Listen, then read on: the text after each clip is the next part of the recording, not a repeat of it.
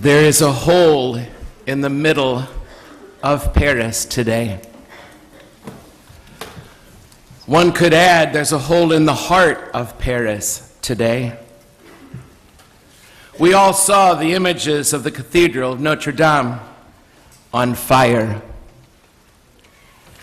That's how Holy Week began for the world this year. A monument carrying in its walls 850 years of life and culture and faith. Now more like a mausoleum, ashen, gutted. And we watch the people of France gather around as we ourselves gather around the TV news with tears in their eyes, singing together while the fire raged, singing together to Mary, their Notre Dame. Just a couple of weeks ago, I was asked to do something I've never been asked to do before. I was asked to bless nothing. A field where no thing is, but something was. Just there, where the house once stood. We stood in a semicircle on the edge of a field in front of nothingness. There was the mom and dad and their 4 children and me. We had our arms around each other. What we looked out on was just a field. It was empty.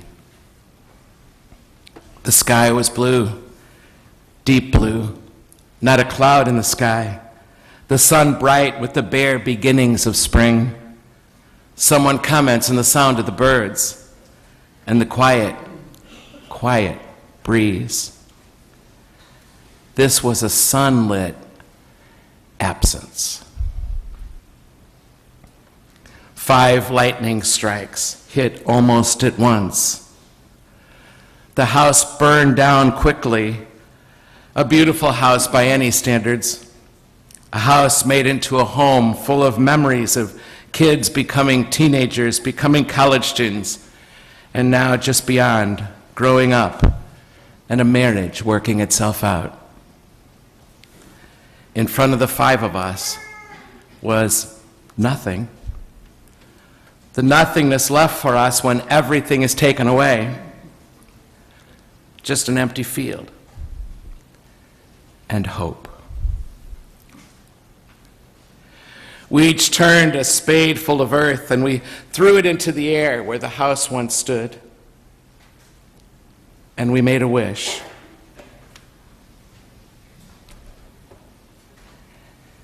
I don't know if you noticed this in the gospel, but in the Gospels for Easter itself, there are no appearances of Jesus.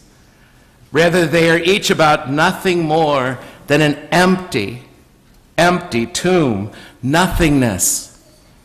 Him they did not see yet. The personal experience of him risen would come later, gradually. But they did not understand. They were scared. They ran away in confusion. Mark's gospel actually ends originally right there with no sighting, just an empty tomb and fear. Easter began with nothing. Easter Sunday was just about an empty lot, a burned out cathedral, a sarcophagus with nobody, no body. This is the absurdity of the whole thing, that they were all unsure about what happened, and so they ran away in fear and uncertainty. They had no idea what this means, nor do we when this happens to us, when something we had is missing and we are left with nothing, where someone or something was. Inexplicable. Yet these stories end with this wonderful embrace of mystery. I quote, "He returned home wondering what had happened." Same thing that happened to the women who went there that morning. Quote, "They did not know what to make of this." Easter does not start with ecstasy or joy or celebration. There is never an, "Oh my gosh, this is amazing." There were no alleluias that first Easter morning. There was just this embrace of mystery. They don't really understand what happened. There's a piece of mystery we will never understand. They were left in an unfinished fog. The end of things was the beginning of the rest of the story. The beginning of the good news. The beginning of hope that will not die. Not because of us, but because of the power of God that will not burn up or be buried. Because of this feast, this mystery beyond reason, we come to this conviction, this fire in our belly that says, with God, all things are possible. With God, all things are possible. For us, that is not some throwaway line from our Bible. We know it's true. We know it's true. A Christian is therefore always poised for resurrection.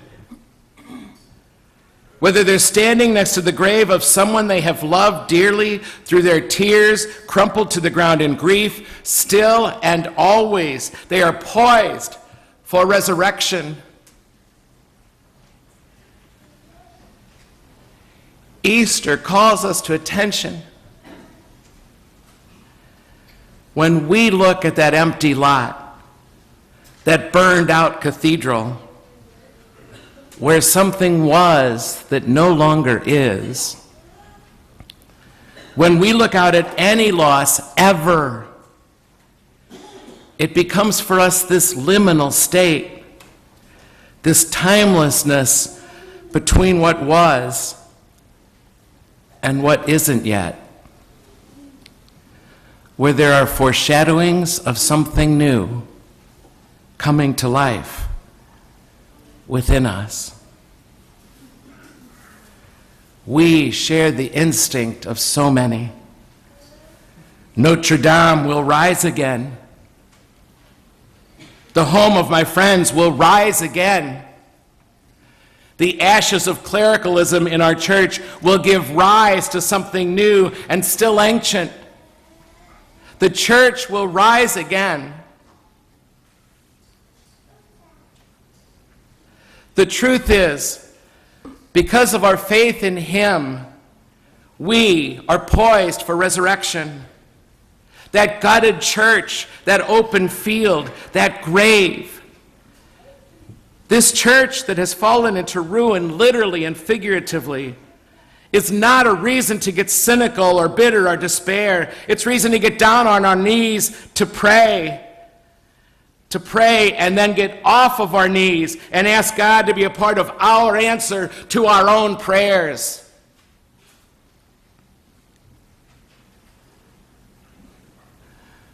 My friends, religion goes bad when we rush to resurrection. First, we have to embrace the ashes. First, we have to embrace the ashes of a cathedral, of our homes, of a life, knowing that we don't have it all figured out. We don't have all the answers. Like the apostles that first Easter morning, we will see no clear evidence for hope. We will live in chaos and fear. We will not understand. But when we surrender to what is, then look for hope in the ashes. And with God, begin to rebuild.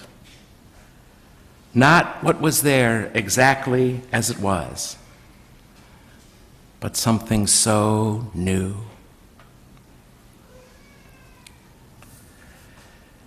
It was only later they began to see that in that empty tomb was the beginning, the bare beginnings of the realization that he is alive, already real in just the possibility of what God is up to, even in the emptiness.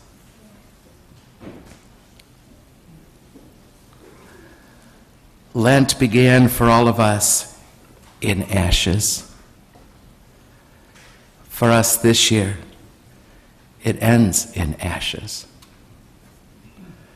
But now the smoke clears, and we begin to see that buried in the ashes was the beginning of something new. Out of the ashes of my friend's home, out of the ashes of that cathedral, of the people of France, and all of us really, out of those charred remains, ruins, there comes to be something new. Something new is born. The one thing that did not burn up in the fire in Paris, the one thing that did not burn up in that empty field, that we do not leave behind in the cemetery, is hope.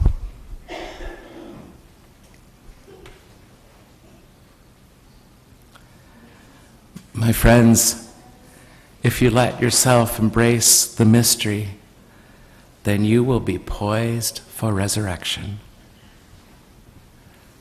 Wherever you go, whatever you lose, you will be poised for resurrection.